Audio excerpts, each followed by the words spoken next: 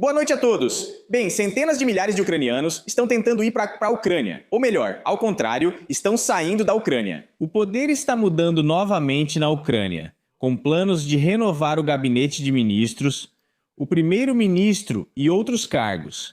No geral, estão apenas trocando as camas de lugar, por assim dizer. Mas antes de começarmos, vou mostrar para vocês as equipes de notificação, como eles funcionam maravilhosamente na Ucrânia, como cuidam dos seus cidadãos. Aqui alguns policiais, bem, claro, também são servidores do povo, sim, junto com o pessoal do Centro de Recrutamento Militar, vieram a um restaurante para desejar a todos que estavam lá um bom apetite, um bom dia e muitas outras coisas. Aqui é simplesmente absurdo, isso é Odessa. Violência atrás de violência, as pessoas simplesmente são espancadas como se fossem animais, eu não sei. Vê quantos desses camisas negras, né, se juntaram. E todos ficam olhando onde podem. Quem mais podem bater. Eu não mostro esse vídeo inteiro, por motivos óbvios.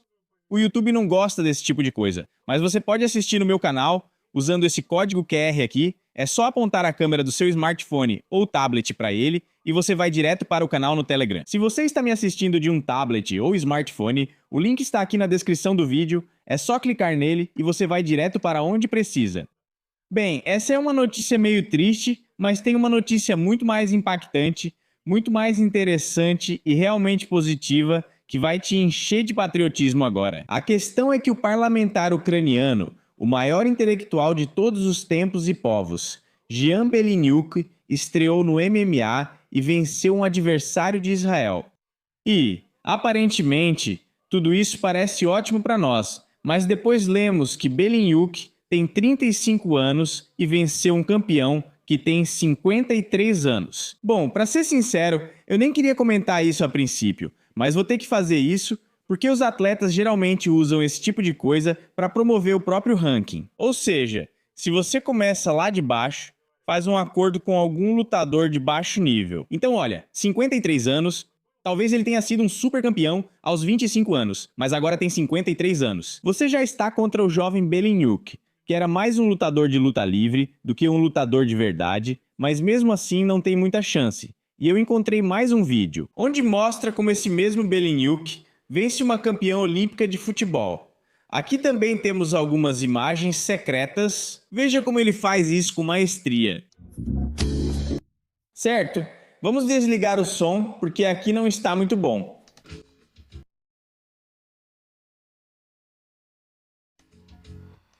Acho que vocês também aproveitaram esse espetáculo junto comigo.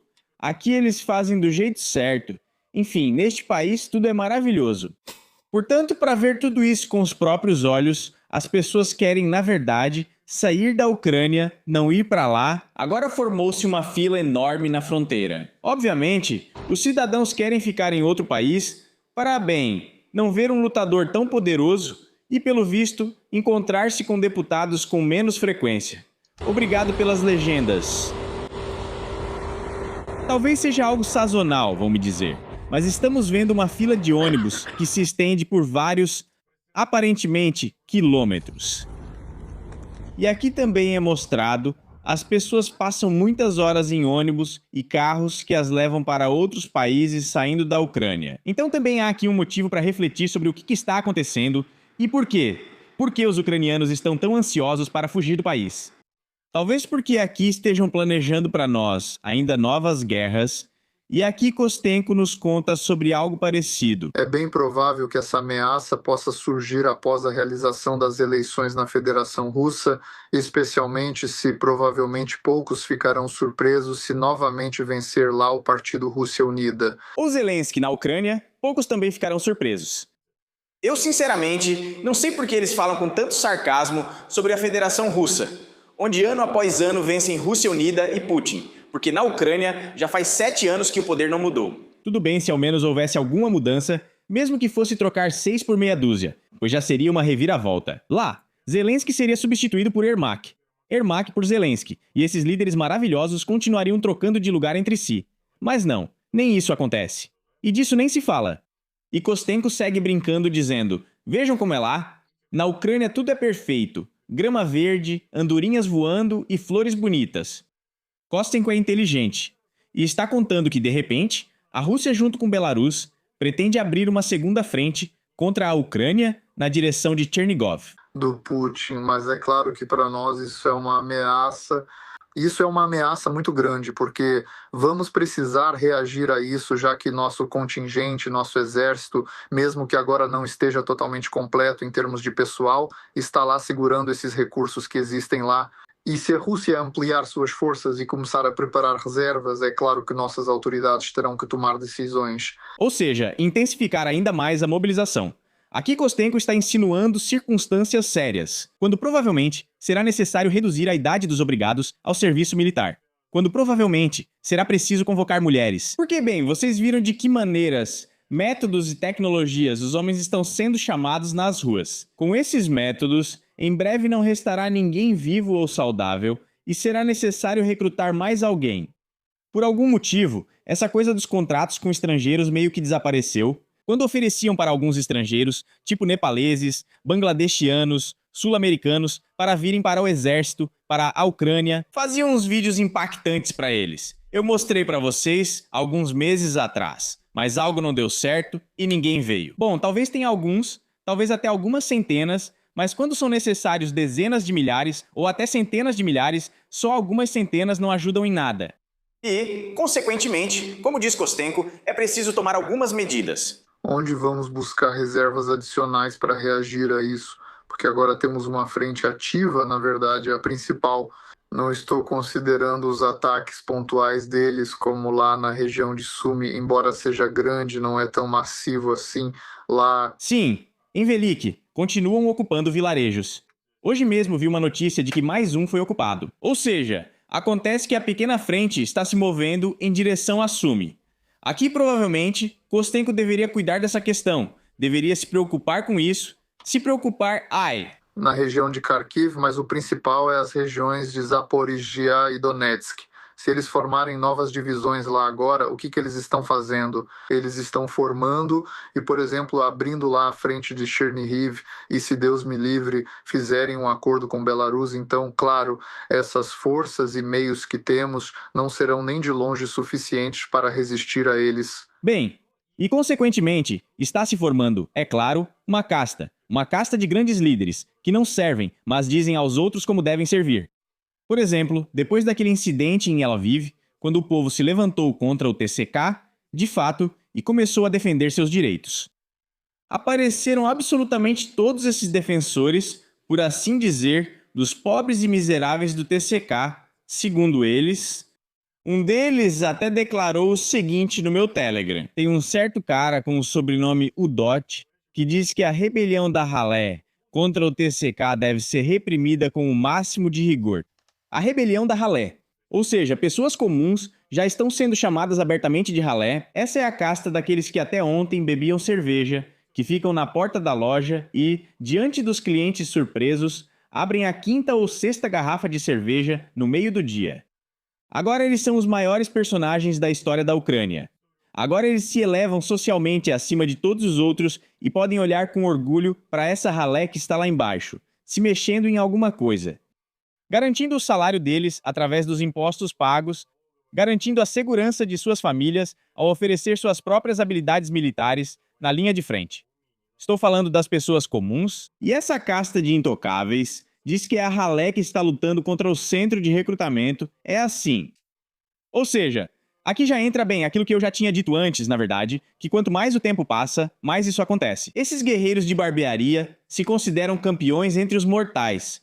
Uns ases imortais, aparentemente deuses, que se elevam no Olimpo e acham que têm o direito de fazer tudo o que quiserem. Ouvi que o Zesho está atrás de dinheiro, como dizem os ucranianos. E quanto mais o tempo passa, mais essa segregação e estratificação da sociedade, chame como quiser, vai se agravando. E por nenhum método, no futuro próximo, pelo menos assim parece de fora, isso não dá para amenizar nem reduzir. Por isso, esses heróis provavelmente vão aparecer, e vai haver cada vez mais deles. Eles acabam ocupando todo o espaço informativo ao nosso redor, que começa a aparecer mais com uma piscina um pouco suja, especialmente uma piscina pública, onde muita gente frequenta. E aqui tem mais um personagem, que também fala sobre as pessoas, dizendo que elas precisam ser direcionadas para algum lugar. Jornalista. Ele diz: Você é jornalista? Bem, em princípio, A jornalista faz uma pergunta para ele e ele responde. isso é lógico, mas pessoalmente me incomodou um pouco que vocês meio que colocam as pessoas com dependência em uma camada que basicamente já não é capaz de nada. Quer dizer, a pessoa pode ser educada e normal. Sim, ela teve muitos problemas, não conseguiu lidar e acabou desenvolvendo dependência, mas a pessoa pode ser... Enfim, esse repetidor de ideias do DoD afirma que pessoas que têm algum tipo de dependência, não importa se é álcool, drogas, amor pelo poder ou qualquer outra, devem ser enviadas para a linha de frente antes de todos. Ou seja, para que eles, aparentemente lá, ou seja, não está longe das ideias daqueles campos sobre os quais lemos na infância, já ficávamos horrorizados, víamos tudo isso, alguém até os visitou, aparentemente. Essa ideia já circulava e agora se concretiza na mente de pessoas assim, como no caso dos DoDs. Johnny, olhar lamentável, né? Respeito quando é preciso agir ativamente em algum lugar. Ou seja, admitimos que precisamos fazer uma ofensiva. Os militares geralmente participam fisicamente, diferente desses UDODs. Não tenho medo desse sobrenome, não é insulto, já mostrei pra vocês. Aqui está. Este é o Sergei Udode. Bem, não é ele, mas é um seguidor dele, ou das pessoas dele. Então dá pra criar um partido dos Udodis, eu acho. Seria interessante. Então, se for o caso, o jeito das pessoas verdadeiras não é de ataque, mas é melhor o jeito dessas pessoas verdadeiras do que simplesmente de estudantes de duas caras. Aham. Bem, é isso que em geral é dito. Talvez de certo ponto de vista esteja certo, mas de outro lado sou absolutamente selvagem. Então, além de tudo isso, também começam a acontecer mudanças no poder. Não é como naquele filme de comédia, O Casamento em Malinovka, acho, onde diziam: de novo o poder está mudando. Aqui o poder não muda, só trocam 6 por meia dúzia. Tem até uma ótima imagem sobre isso. Agora eu vou mostrar para vocês onde são demonstradas as mudanças durante alguns remanejamentos conjunturais no governo, digamos assim. Isso pode ser representado por uma imagem assim. O antigo governo, vemos como eles estão sentados, em que ordem, e o novo governo. No geral, tudo mudou completamente. Uma piada sobre um bordel que estava perdendo clientes e, para atrair novos, decidiram trocar as camas de lugar em vez de mudar qualquer outra coisa. Ainda, sabe, já estou cansado até de repetir isso, mas de outro jeito não dá. Nada muda, tudo continua acontecendo. Trocando um pelo outro, tipo Fedorova por Sveridenko, Sveridenko por mais alguém. Enfim, Zelensky propôs que Sveridenko liderasse uma nova área. A Ucrânia está reformulando sua política externa, diz Zelensky, e se preparando para mudanças de pessoal no governo. Para cada área prioritária, haverá um responsável. Mas por qual tarefa exatamente? Antes, pessoas diferentes eram responsáveis. Sem isso, é impossível entender. O que era isso? Uma espécie de responsabilidade coletiva. E agora decidiram mudar isso e destacar cada um individualmente. Você é responsável pelo banheiro na Rada Suprema, você é responsável pelo refeitório, você é responsável por manter esses pisos limpos. De qualquer forma, eles estarão lá. A quem nomear? Enfim, Zelensky declarou que o Estado está mudando a estratégia política para cada prioridade da política externa. Cada direção será responsabilidade de uma pessoa específica, com experiência significativa, capaz de implementar aquilo que acordamos no nível dos líderes e que o povo ucraniano espera. Não perguntem como as autoridades sabem o que o povo ucraniano espera. Já estou completamente perdido, tentando entender como e por que eles fazem certas coisas. Mas é óbvio que isso vem acompanhado de certas perturbações, novamente naquele mesmo gânglio cerebral dos líderes poderosos. Tem alguma coisa lá, alguma atividade elétrica, e é isso que produz esses tipos de excessos, digamos assim. Bom, tudo bem. Depois, entre as direções, os Estados Unidos são muito importantes. Em particular, os acordos sobre as licenças para essa produção do Patriot. Hoje vi uma notícia de que, antes de 2028 em qualquer cenário, não se deve esperar pelos sistemas Patriot. Acontece que a pessoa responsável por essa área vai receber salário por 2 anos e meio antes de alcançar algum resultado mais ou menos aceitável. Naturalmente, ele vai ter assistentes, assistentes dos assistentes, compadres, filhos. Ótimo, a mobilidade social está funcionando. Isso é bom. Na lista de prioridades também entraram a União Europeia e o movimento em direção à adesão. Todos estamos caminhando nessa direção, sim, para a adesão.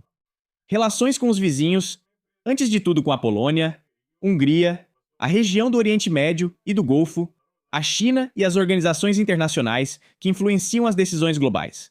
Bem, eu não sei. Segundo o que disse o DoD sobre pessoas e dependência, é provável que o Clube dos Alcoólicos Anônimos influencie algo ou alguém. Bem, eles já determinaram que, para mudanças, é necessário renovar o gabinete de ministros. Respondeu e destacou o chefe de Estado, agradecendo a senhora Yulia, ministra Quínia, primeira-ministra Quínia, pelo trabalho claro, estável e eficaz no cargo de primeira-ministra durante anos de trabalho produtivo na equipe da Ucrânia. E a Yulia, liderar Uma nova direção significativa nas relações com o parceiro-chave. Talvez algo sério seja marcado com a Colômbia. Bem, vamos ver. Vamos ver. Não é fácil aqui. Bem, Посмотрим, тут непросто. também foram anunciadas várias demissões, que aparentemente devem reforçar essas mudanças de pessoal e oferecer junto com a Ucrânia algo novo. Já são 100 demissões que, ao que parece, devem fortalecer essas mudanças de pessoal e propor algo novo ao gabinete de ministros. Bem, por enquanto não está claro, mas nos órgãos de segurança vimos, sim, aquele vídeo. Aqueles mesmos homens de camisa preta estavam justamente protegendo os cidadãos. E lá circulam rumores de que haverá mudanças de ministros. Disseram que estavam protegendo os cidadãos. Circulam rumores de que será indicado um candidato para chefiar o serviço de segurança da Ucrânia e que um novo chefe está sendo preparado para o GBR. E que está sendo preparado um novo chefe para o GBR. Isso são apenas rumores. Ministros específicos ainda não. Ministros, ministérios... Enfim, muita coisa está acontecendo. Coisas estranhas assim. Todos estão sendo trocados por todos. Ah, Yulia, nada melhora. Pelo menos quando essa ministra, a primeira-ministra, foi nomeada, não se sentiu nenhum ar de liberdade, nem de vitória. Sopra algo diferente do que costuma vir do lixão. Mas provavelmente já estamos acostumados. Infelizmente. Bem, e das notícias, ainda há o fato de que um dos apoiadores, um dos falcões pró-guerra nos Estados Unidos, um dos grandes apoiadores da Ucrânia. Lindsey Graham morreu.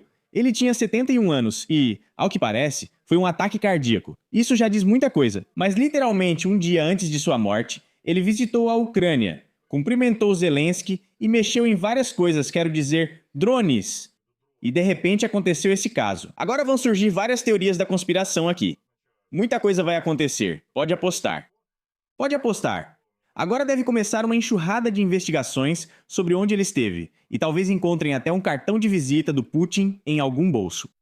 E agora? Como sempre, os líderes poderosos. Vamos para a TV. Onde estão nossos cidadãos de apoio ao ritmo, que são considerados melhores que os outros, sem motivo aparente, porque é ao vivo. Plano da vitória, vitória. Não deu certo. Sim, então não deu certo, não funcionou. Chame como quiser, mas não é algo muito bom. Então, e daí? Agora vamos olhar para os próprios líderes. Vamos começar. Por quem deveríamos começar? O vídeo vai começar agora. Bem, por exemplo, por esse docinho aqui. Esse docinho aqui, sempre com ideias cruéis, até a jornalista já olha para ele com desconfiança. Os óculos do poder precisam ser imediatamente colocados no nariz para se proteger desse cidadão. Ele está dizendo que vai exigir fronteiras e a devolução da Crimeia. Naturalmente, ele vai exigir isso sentado perto do papel de parede, em algum quartinho, de camisa e com um topete, e não na linha de frente, mas é assim mesmo. Vamos exigir a devolução de todos os territórios de 1991? Quem somos? Por que exigir isso? A jornalista o encara com desaprovação. Talvez o rosto dele já tenha se transformado depois de anos trabalhando nessa mesma telemaratona, quando eles levam esse tipo de verdade para as massas todos os dias. Ouvindo isso, talvez. Ou talvez não deram café para ele de manhã, não sei. Eu falo, inclusive no seu Inter, literalmente, não sei, nos últimos meses eu falei com todos os chefes, falei para todo o Inter que precisamos mudar essa posição. Então não precisa falar em todas essas transmissões. Éter é uma palavra modificada do ucraniano. Éter significa transmissão. Eu não sei por que eles mudam tudo isso. E como trocar as letras ajuda mais do que, por exemplo, trocar o primeiro-ministro Kim. Mas não adianta só falar. Se você chama alguém para a guerra, tem que ir e mostrar pelo seu próprio exemplo. Já foi dito antes que se reunissem os filhos dos deputados em um único batalhão e os enviassem para a linha de frente de verdade, a guerra provavelmente terminaria no dia seguinte. É isso que precisa ser feito. Temos oportunidades e uma situação justa na linha de frente que estamos mudando aos poucos. Uma situação justa na linha de frente é quando esses filhinhos da mamãe, que sedentas de sangue chamam todos para morrer, de alguma forma acham que podem mandar em todo mundo. Bem, aquela Tchernila, sobre quem o Dude falou. Quando esses bolinhos e os Udods também forem à linha de frente, aí sim será justo. Esse papo é inútil. A Rússia não faz sentido. A Rússia deve sair, devolver todos os territórios, incluindo a Crimeia, e voltar às fronteiras de 1991.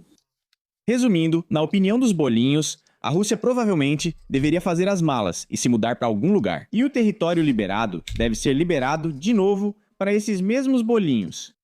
Mas ainda tem mais alguns personagens interessantes e magníficos, um dos quais está sempre querendo falar sobre Lvov. Aqui está mais um desses bolinhos barbados que vai contar com prazer o que aconteceu lá em Lvov. Eles ainda não conseguem se acalmar, as ondas ainda estão se espalhando. Mas ele vai contar algo agora. Não entendemos bem, é um tema delicado, lave o rosto com água fria. Bem, chore, não sei. Vá a um psicólogo se você não consegue lidar normalmente. Para ser sincero, ninguém em Surgut liga para suas emoções. Os militares, antes de tudo, são militares, né? Só depois assumem postos na retaguarda nos centros de recrutamento. Sim, aqui. Muitos desses militares estão feridos.